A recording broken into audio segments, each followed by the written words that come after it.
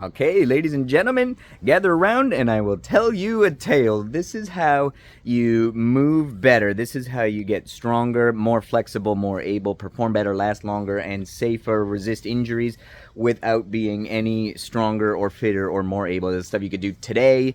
Do this during your chores or your sports or your gym or whatever you're doing, and your back will last longer. You'll have more strength, you'll have more range. Everything is better when you get this right. This is the secret sauce. Let's go. Okay, the first ingredient in the secret sauce is called happy backs. Check this out. Your spine is definitely the most important feature in your body, including your neck and your head. And your body knows this. Your body knows, and it likes to survive. So your body's going to allow you all the strength that you have is going to allow you the most range of motion when it feels that your spine is supported. Hurt your shoulder, you hurt your leg out in the wild, that sucks. You blow out your back, you crank your neck, that's game over. That's a survival thing. So it's amazing how much better your body will perform when it feels your spine is safe. We do this by limiting the changing of shape during movement, during anything heavy and anything hard. I want to limit the changing of shape. The angle of my spine can change, but I want to support it, and I want to limit the amount of bending and flexing and twisting of my spine as much as I can. I like to think of it like this. Think about your middle. Your torso is the frame of your truck. Your wheels are your shoulders and your hips. That's where the moving comes from.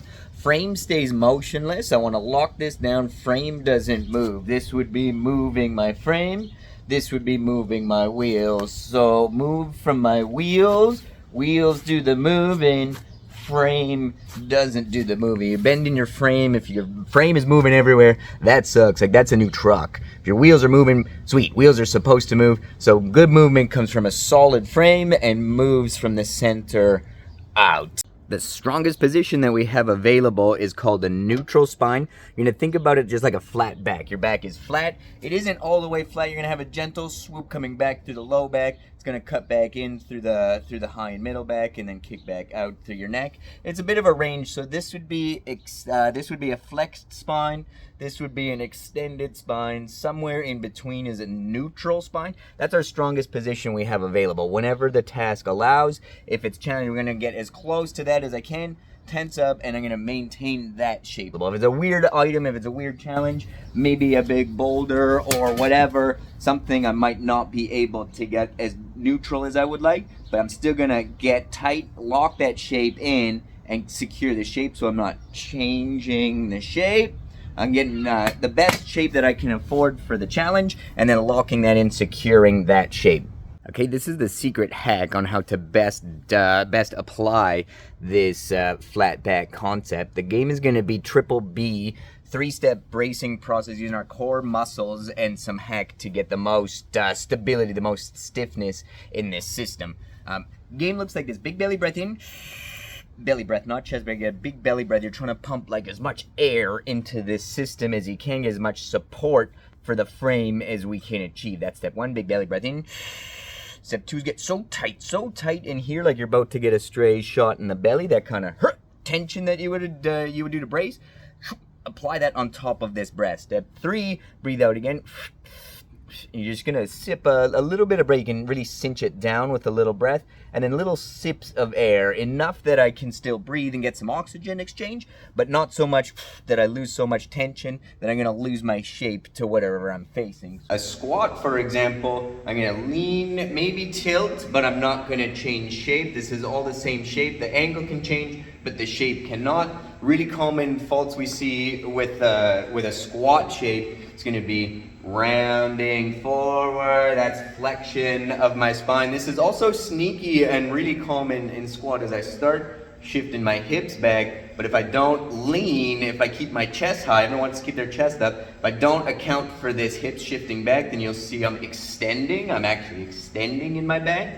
And that can put low, especially if that's heavy or many. That's a lot of shearing action in your spine. Every time you go, oh, my back kind of hurts, I don't know. That's probably what's going on. That's a really common fault. And then hinge, hips go back. I lean forward. I don't round forward. Lean forward, shape stays the same, angle changes, collect my item, and then stand it up, use my hips to move me. My abs are working, my core is working, my back is working. to maintain my shape. The challenge is gonna try and break my shape. My core is working, but it's working to resist the changes of shape, and my levers do the moving.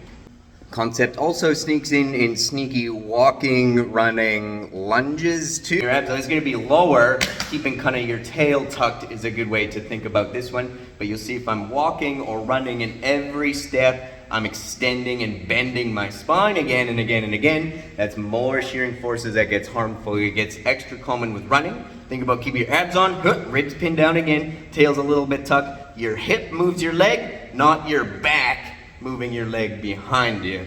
Of course, it applies to my top wheels as well. Shoulders should mostly move my arms as opposed to my back doing the moving of my arms.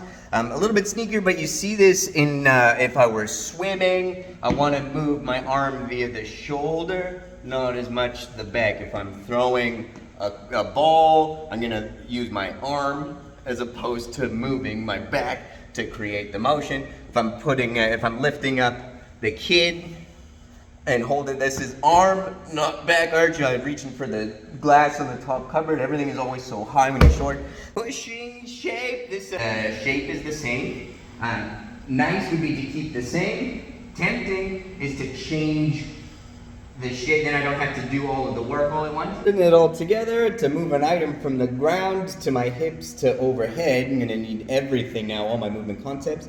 Abs are on, brace tight, squeeze, and then ribs pinned down. This doesn't change. These move, this supports. So I'm gonna hinge for my hips, not bend from my back, hinge for my hips, collect my items, use my legs and my hips to lift. My core is working, but it's working to preserve my shape. From there, I bring it in, use my hips. Now instead of arching my back to get this onto the top shelf, I'm gonna keep this tight again, use my shoulders to now move my arms. Shoulders move my arms, my back doesn't move my arms. Use my shoulders to put my item on the top shelf or lift it over my head. Shoulders, not arching of the back. Everything is braced and supported. Everybody's happy, we perform better, we do better, and we're more resilient and less harmed. Movement.